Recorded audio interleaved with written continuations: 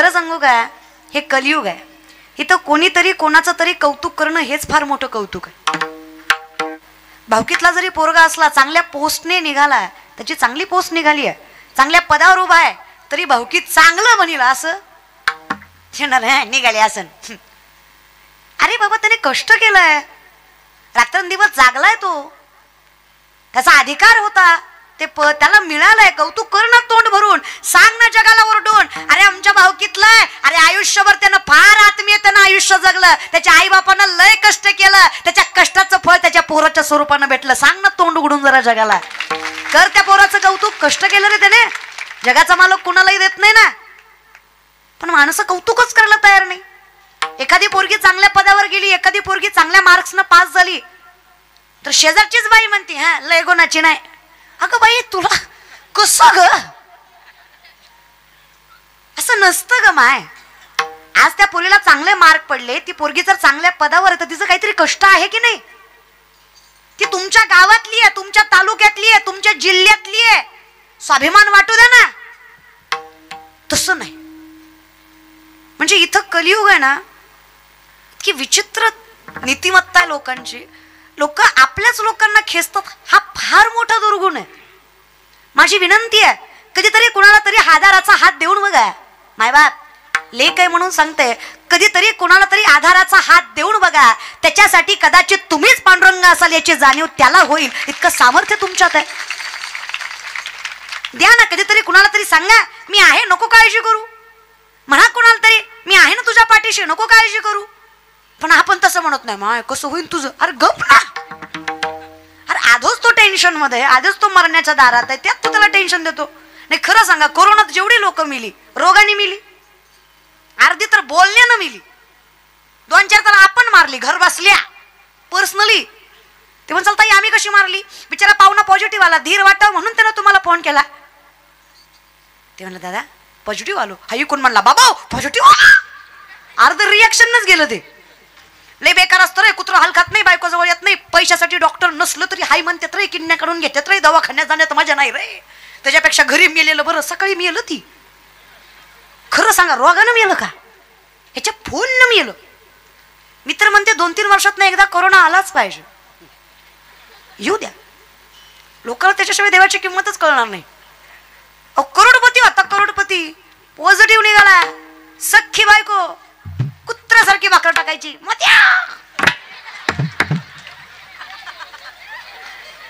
मोत्या नवरा एकाच कुटीला होता. तेव्हा त्याला कळलं नाही कुणाची कुणी बाबा, देव माझा मी देवाचा, हीच माझी सत्यवाचा. जगाचा मालक अकाल तुमच्या पाठीशी आहे, याची जाणीव तुम्हाला नामचिंतनाशिवाय होणार नाहीये. मग हे सामर्थ्य समजण्यासाठी आम्हाला योग्य ते मार्गदर्शन पाहिजेच. आम्ही कुणाचा तरी मोठेपणा केला पाहिजे, करत जा या विषयाकडे. मग माझं ज्ञानोबा आहे, जेव्हा जगाच्या मालकाला सांगतात, जागेवर आले का तुम्ही, कोण बोलताय, कोण, मी बोलते नाही, मी.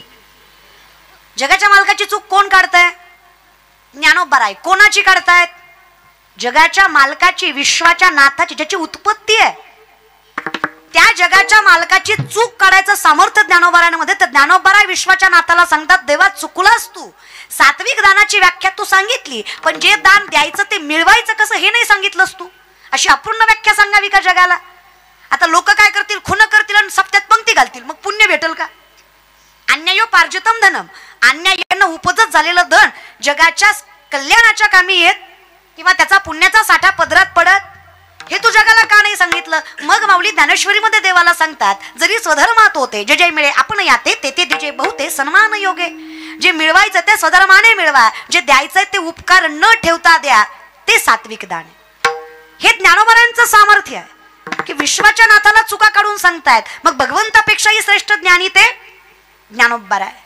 ते ज्ञानोबा आहे जेव्हा म्हणतात, माझ्या जीवीची आवडी पंढरपुरा नेईन गुढी, तेव्हा आम्हाला वाटतं धन्य आम्ही जन्म आलो. म्हणजे ते ज्ञानोबा आहे जे योगाने परिपूर्ण आहेत. ज्ञानोबा आहे म्हणजे व्यक्ती जन्माला यायच्या आधी ज्यांचं ज्ञान जन्माला आलं ते ज्ञानोबा आहे. आणि येतं. तुम्हाला सायंटिफिकली कुठल्याही गोष्टीचं सॅटिस्फॅक्शन पाहिजे असेल ना, तर एकदा ज्ञानेश्वरी वाचा. MPSC करताय, UPSC करताय, लॉ करताय, कॉमर्स करताय, आर्ट करताय, सायन्स करताय, BA MBBS करताय, कॉम्प्युटर, मेकॅनिकल, कुठली इंजिनिअरिंग करताय, कुठलीही पदवीमध्ये आहात, कुठल्याही पदवीधरावर आहात, राजकारण करताय, समाजकारण करताय, व्यापार करताय, शेती करताय, आयुष्यात काहीच करत नाही, काही हरकत नाही. एकदा ज्ञानेश्वरी हातात घ्या. तुम्हाला काय करायचं हेही कळेल, कुठे करायचं हेही कळेल आणि कसं करायचं हेही कळेल. आणि हा भामटेपणा नाहीये रे. वारकरी संप्रदाय ट्रान्सपरंट आहे, पारदर्शक आहे. या वारकरी संप्रदायासारखा निखळ संप्रदाय तुम्हाला कुठेच सापडणार नाही. अगदी पाण्यासारखा, जे आहे ते दिसतंय, जे नाही ते नाहीच आहे. पण या कलियुगाची सगळ्यात मोठी शोकांतिका आहे, इथं देवाला मानणारी मूर्ख आहेत आणि देवाला न मानणारी शाणी आहेत. खरंय की खोटं? बोलत जरे. एक काम करा, मी कीर्तन झाल्यावर माझ्या पाकिटातलं थोडं थोडं देते तुम्हाला, पण बोला. तुम्हाला वाटायचं हिनं घ्यायचं ना आम्ही बोलायचं, देते बाबा पण बोल. निस्ती अशी बसल्यात, तू बोल, मी आहे, तू बोल, मी बसलोय, तू बोल, मी ऐकतोय तुझं, तू बोल, मी बसलोय, हाच मोठा उपकार आहे, तू बोल. काय दादा हा? पण मी काय तुम्हाला शास्त्रवेद उपनिषद विचारते का? अगदी साध्या साध्या प्रश्नाचं उत्तर विचारते मी तुम्हाला. संसारातले साधे प्रश्न विचारते ना मायबाप, मग साध्या साध्या प्रश्नाचं उत्तर द्या ना. मी काय तुम्हाला अवघड विचारते का? नाही ना, साधंच विचारते ना. मग साधं साधंच सांगत जा ना मायबाप. लय अवघडात आपल्याला जायचंही नाहीये. आपल्यासाठी चहुविधी जाणं, साई शास्त्री कारण, आटराई पुराण, हरिसी गाती, आपल्यासाठी हरिमुखे हेच फार मोठं तथ्य आहे. फार अवघडात जायचंच नाही. तुका म्हणे सोपे आहे फक्त शहाणा तो शिकवणारा, जो मार्गदर्शक आहे. आजची पिढी वाईट आहे असं तुम्ही म्हणू शकत नाही. नीट लक्ष देऊन ऐका, आजची पिढी वाईट नाही आहे. तुम्हाला हे सामर्थ्याने व्यासपीठावर मान्यच करावं लागेल की पहिल्या लेकरांपेक्षा आत्ताचे लेकरं हुशार आहेत. आत्ताची बुद्धिमत्ता पहिल्यापेक्षा तल्लग्न आहे. आजकालची टेक्नॉलॉजी पहिल्यापेक्षा चांगली आहे. आजकालच्या सुविधा पहिल्यापेक्षा चांगल्या आहेत. आजकाल शिक्षणाला फार स्कोप आहे. हे तुम्हाला मान्यच करावं लागेल की पहिल्या पिढीपेक्षा आत्ताची पिढी हुशार आहे. जीवन सोपं केलं आहे आजच्या पिढीने. कळतंय का? लेकरं हुशार आहेत पण त्या हुशारीचा वापर चुकीच्या ठिकाणी होतो. हुशार नाहीत असं नाही आहेत, हुशार आहेत, फक्त चुकतोय ते मार्गदर्शन, चुकतोय तो मार्ग. अहो तुम्ही सांगा, आजोबाला मोबाईल कळत नाही, पोरगा 2 मिनिटात सॉफ्टवेअर मारून देईल, डोकं ना त्याला, पण हा चुकीच्या ठिकाणी वापरतोय. चुकली यावर मग म्हणजे आपल्या लेकरांचं कसं झालंय, एक माणूस एका महाराजाकडे गेला, म्हणला वर्षात लेकरू झालं पाहिजे. खरं तर हाच विनोद आहे, पण मरू दे तिकडं. महाराज म्हणला हरकत नाही, नारळ घे, तुला वर्षात होईल. हा वर्षाने माघारी आला, म्हणला भामटा आहे तू, वर्ष झालं लेकरू नाही. महाराज म्हणला दुसरा घे, पण माणसात बुंबलू नको, झालं नाही. दुसरा दिला, हा 2 वर्षाने आला, म्हणला पक्का भामटा आहे तू, 2दा नारळ घेतला, एकदा लेकरू नाही. महाराज म्हणले आजपर्यंत माझा नारळ फसला नाही, तुझ्या बाबतीत 2दा फसला, तुझंच काहीतरी चुकतं. अचानक महाराजाला आठवलं. महाराज म्हणले का रे, जेवढी माणसं माझ्याकडे लेकरू मागाय आली सगळी बायको घेऊन आली, तू 2दा एकटा झाला, तुझी पत्नी कुठे आहे?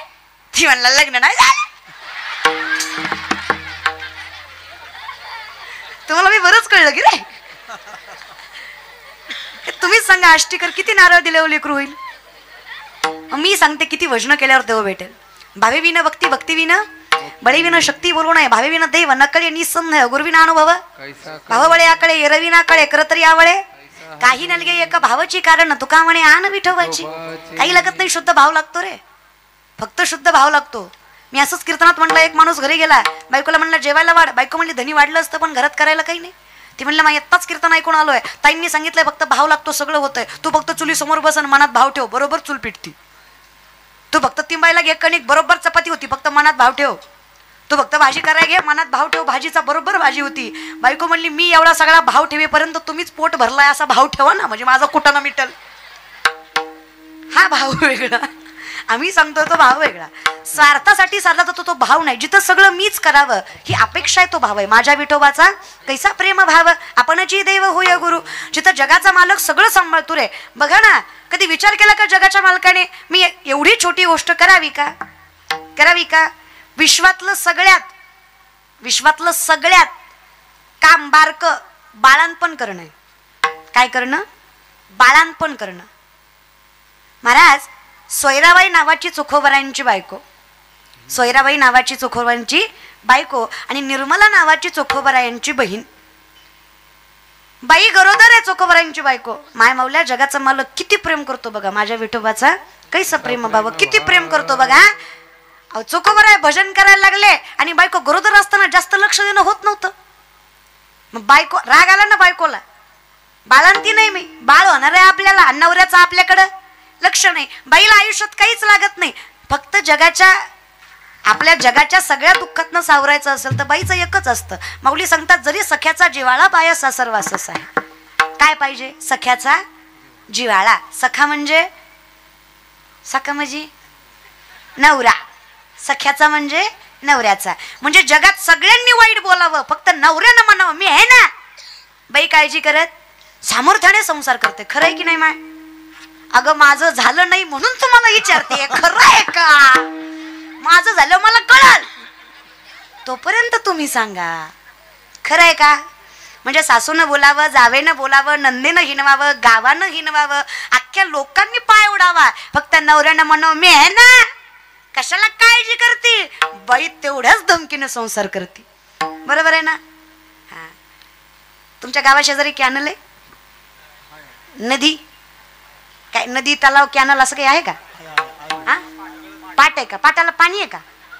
मरण इतकं आहे का? विचारलं, दुसरं काही नाही म्हणायचं का. मग जेव्हा नवराही वाईट बोलतो तेव्हा मात्र नदी आठवते. वय झालेलं असतं, इकडं माहेरात कोणी आईबापाशिवाय नसतं. आईबाप मेल्यानंतर नवऱ्याशिवाय कोण आहे? माहेरही नाही म्हटलं जाते नदीकडं. नदीकडे जाते महाराज, तिची मैत्रीण येऊन हात धरते. काय झालं ग? काय सांगतो? कसं सांगू? सांग तोंडानं आता. कसं सांगते महाराज बरं का? कसं सांगू तुला? लय वाईट. मोठं घर म्हणून दिलं. लय वाईट ग. सगळं सहन केलं असतं, सगळं सहन केलं असतं, फक्त यो दलिंदर नीट पाहिजे होता. कुठला वाला? ज्याच्या संग गाठ बांधली, सगळं सहन केलं असतं, फक्त धनी शहाणा पाहिजे होता. त्याचाच माझ्यावर विश्वास नाही, तोच मला जपत नाही, तर कोणासाठी जगायचंय? जगण्यात माझ्या बाईला वाटतं महाराज.